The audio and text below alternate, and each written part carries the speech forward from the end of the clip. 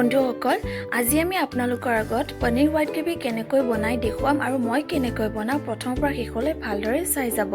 White gravy বনাবৰ কাৰণে লাগিব নিমখ, দৈ, গাখীৰ, লং ইলাইচি আৰু দালচিনি, পনীৰ, আদা আৰু নহৰু আৰু বাটাৰ।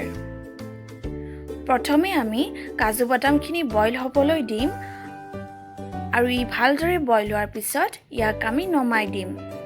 তাৰ পিছত বইল হোৱা কাজু বাদামখিনি মিক্সিত পেষ্ট বনাই ল'ম। আপোনালোকে পটাটো পিচি ল'ব পাৰে। তাৰ পিছত আদা নহৰুখিনি পেষ্ট বনাই ল'ম। মই জলকীয়া ভাল পোৱাৰ কাৰণে 3টা জলকীয়া পেষ্ট বনাই লৈছোঁ, আপোনালোকে নিদিবও পাৰে। এতিয়া আমি বাটাৰখিনি দি দিম। বাটাৰখিনি বেছি দেৰিলৈ নাৰাখিব, নহ'লে ক'লা পৰি যোৱাৰ সম্ভাৱনা থাকে। এতিয়া আমি ইয়াত কাজু বাদামৰ পেষ্টখিনি দি দিম। ইয়াক আমি ভালদৰে লৰাই দিম।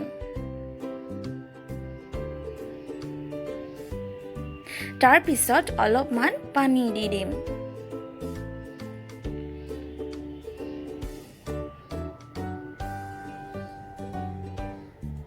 কিছু সময়ৰ বাবে আমি ইয়াক ঢাকনিখন দি দিম। এতিয়া আমি ইয়াত আদা নহৰুৰ পেষ্টখিনি দি দিম।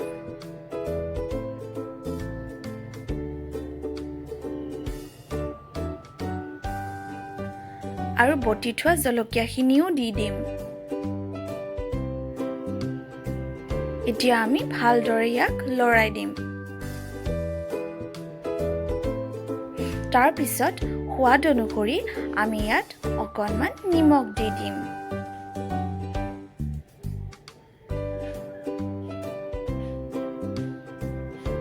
তাৰ পিছত লং আৰু ইলাইচিখিনি দি দিম।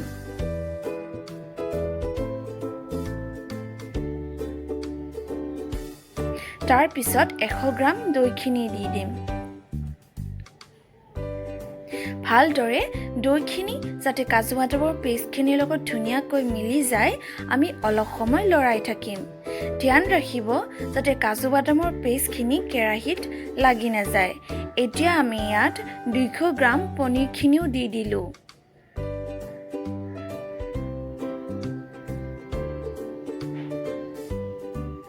আমি ইয়াক এতিয়া ভালদৰে লৰাই দিম যাতে কাজু বাদামৰ পেষ্টখিনি কেৰাহীত লাগি নাযায়।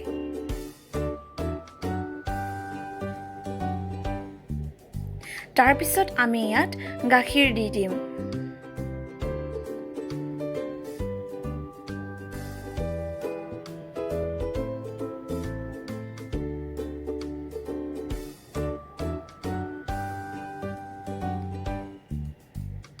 আমাৰ হোৱাইট গ্ৰেভি হৈ গ'ল। এতিয়া আমি গেছটো নমাই দিম।